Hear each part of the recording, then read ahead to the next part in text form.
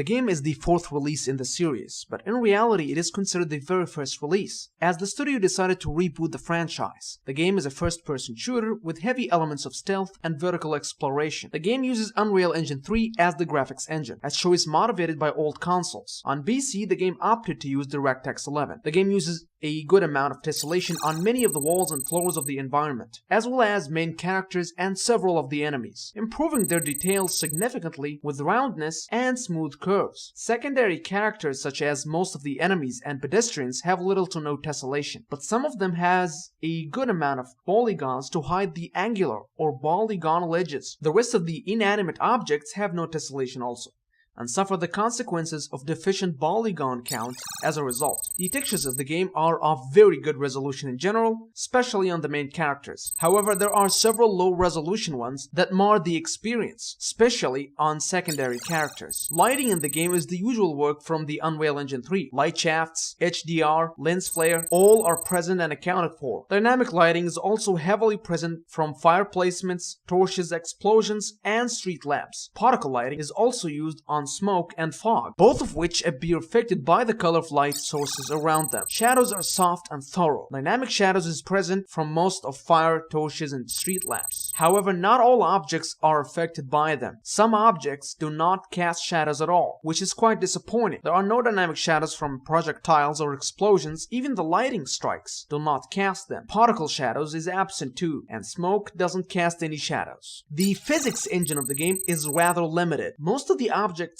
scattered around cannot be interacted with, except for very few. Character animation is good, as well as fire and smoke effects. Particle and debris effects are reasonable, but they are nowhere as advanced as some of the best titles out there. Water is very modest, flat and devoid of convincing wave motions or interactivity. Reflections in the game are limited too. Most reflective surfaces, including water, have static reflections, which is a bit disappointing. Post-processing is the standard issue of the engine. Motion blur and depth of field effects, and the latter is heavily used. Draw distance is above medium. We did not notice any bob ins or outs as we got close or far away from objects, which is good news and could be explained by the use of adaptive tessellation or simply by a deliberate choice from the developers. However, we still did notice some far texture flickering on several distant objects, which is a serious flaw in the design that should not have been missed. Performance of the game is excellent even on the maximum settings, even with super sampling anti-alliasing. The game uses the full potential of the GPU to output a very high number of FPS. On the CPU side, however, things are less than ideal. The game uses only 3 cores at most, a legacy of the old consoles for sure. The game does not use more than 2 GB of system RAM, however it manages to exceed that amount for video RAM, reaching up to 2.5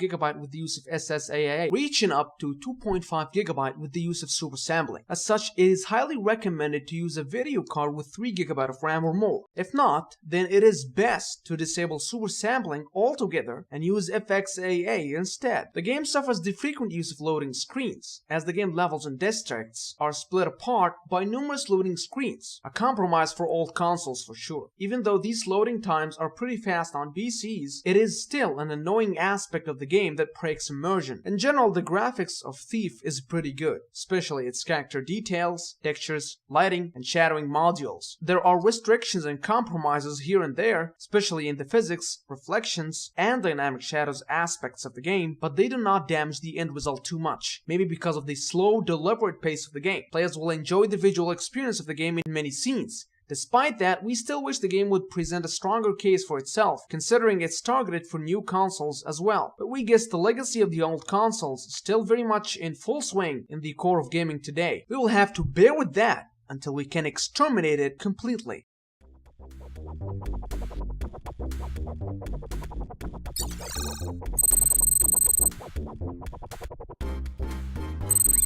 Thanks for watching. Don't forget to like, subscribe, and visit our newly launched site bcgamesexp.com.